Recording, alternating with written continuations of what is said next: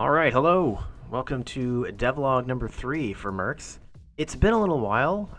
Things have taken a little bit more time than I would have liked, but whatever. Better late than never, I guess. So, this update is mostly a cosmetic update, but there are a number of other improvements and additions and fixes in there. So let's jump right into it here. So, first and foremost, I guess the first thing you'll notice from the last time is, of course, I've redone this whole front menu with the graphics and everything. I think it just looks a lot nicer. This image I put together from Asset Store. Assets here, a little bit of stock imagery here, and a little bit of tweaking in the old photo program. So did a little bit of that. It looks a little bit nicer, I think, as opposed to the old harshness I had going on there. And even this isn't necessarily final, but it's just a nice updated look, and I think it's a little better.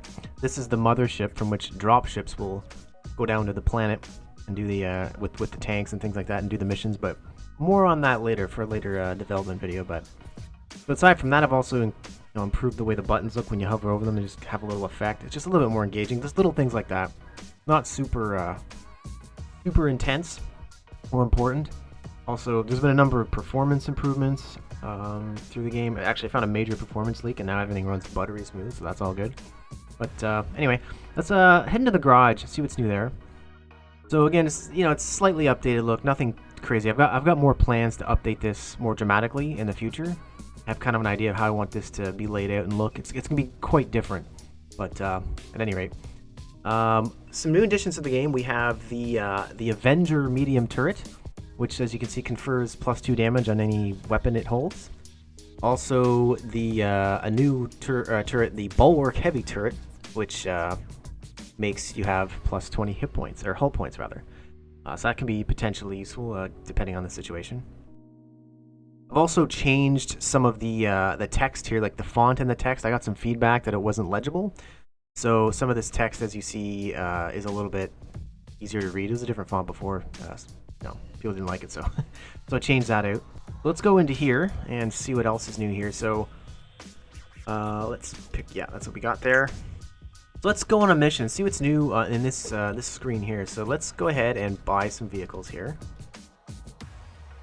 and we'll drag them on. And as you see, we're getting an error up here now. So I put a little bit of little error trapping here. So as you can see, we have tanks here, but we have no mercs piloting the tanks, and it won't let me start the mission until I have something in there. So if I move that, it'll say assign pilots to all vehicles before starting mission. It's just so you don't end up starting a mission without any pilots. So let's just get some people in here.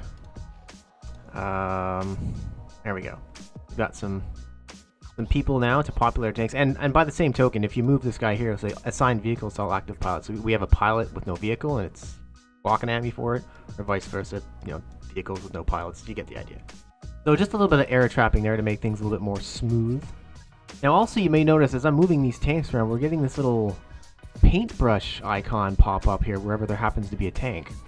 So this allows you to customize the look of your vehicle, right?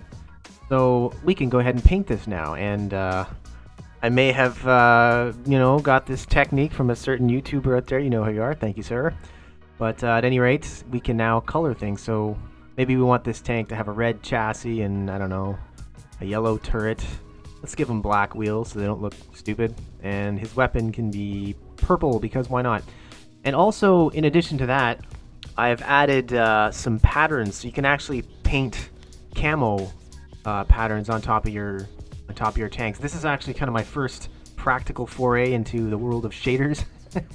And this is what took me a lot of time. Like, actually setting up this UI here took, like, I don't know, a couple hours at the most.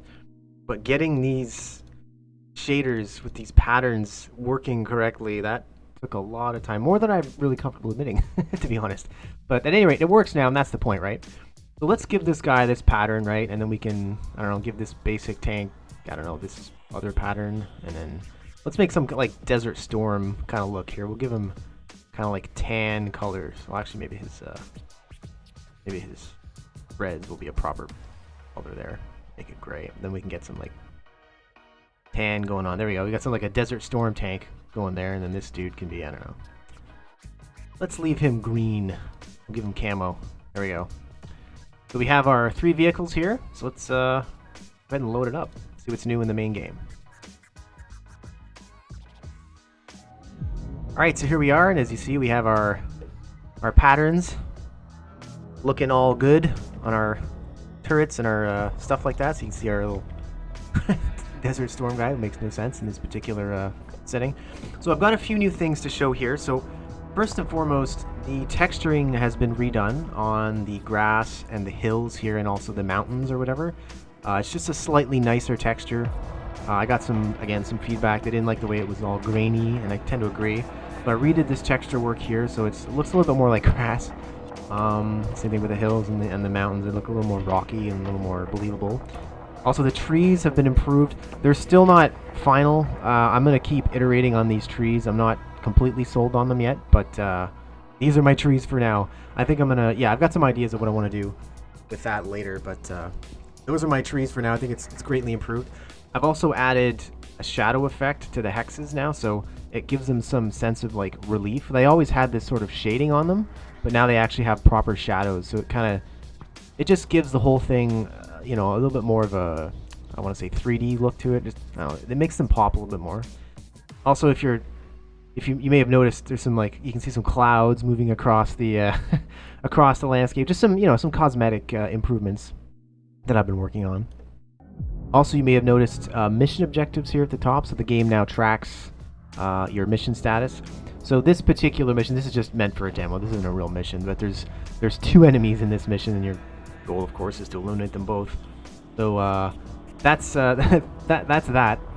I've also added a bit of a screen shake effect to the explosions to give them a little more punch. Let's see if we can do that here. There it is. It's just a little bit of, again, added production value. It I think helps a lot. And also here now the vehicles and the pilots, they will actually sound off when they're engaging enemies, when they're taking fire. If they start to take hull damage, it'll say taking critical damage down here, and it's just a little radio that the AI will talk to you with. Now, in addition to that, we also have an end mission screen, which is kind of cool. So when this guy dies, we're going to end up with a little end of mission screen, which gives us a little bit of stats, not too much. There we have it. Mission success. We got 2 kills. We didn't lose anybody. We got $500 for our efforts. Our payroll expense is 75. That's a function of how many mercs you have and what rank they are, kind of thing. So each merc costs a certain amount to pay for each mission, and the higher they are, of course, the more they cost, and all that kind of jazz. So our new credit balance is 5,800. And Jackal was promoted to rank 1, so he'll be more expensive next time, but his skills will be higher. So in addition to all that, there's been a number of, like, obviously tons and tons of bug fixes. There's been, as I said before, a pretty substantial performance boost. I'd found a pretty major performance leak that I've fixed now, so everything runs nice and smooth, all good. Loving where things are at right now. And so where do we go from here? So I think at this point, the core mechanics of the game, the core engine, I guess if you will, is more or less done at this point. So from here on out, basically what I'd like to do next is focus on content. I really want to add tons new, you know, vehicles and parts and weapons and levels for that matter. And I've got a lot of ideas of stuff I want to do with that, so there's certainly no shortage of ideas I've got written down to get more parts and things into the game and everything like that. So lots more content coming. So that's going to be my next update. Next major update is going to be a huge content update, basically. Just going to flesh out the game. So the core mechanics are in, so now I just need more game, if that makes any sense. Just more stuff. So that's going to be the next update, but hopefully I haven't forgotten anything. There's been a lot of things that went into this update. I may well have forgotten stuff. But oh well. That'll do for now, I think. But at any rate, thanks so much for watching. And also, let me know what you think in the comments. Like, what do you think? Like, do you have any suggestions? Anything you like? What you don't like? Like, any ideas that you might want to share? Or just generally, what do you think? Just let me know. I'd be interested in seeing your feedback. But anyway, I think that's all I've got for now. So as always, thanks for watching, and we'll see you next time.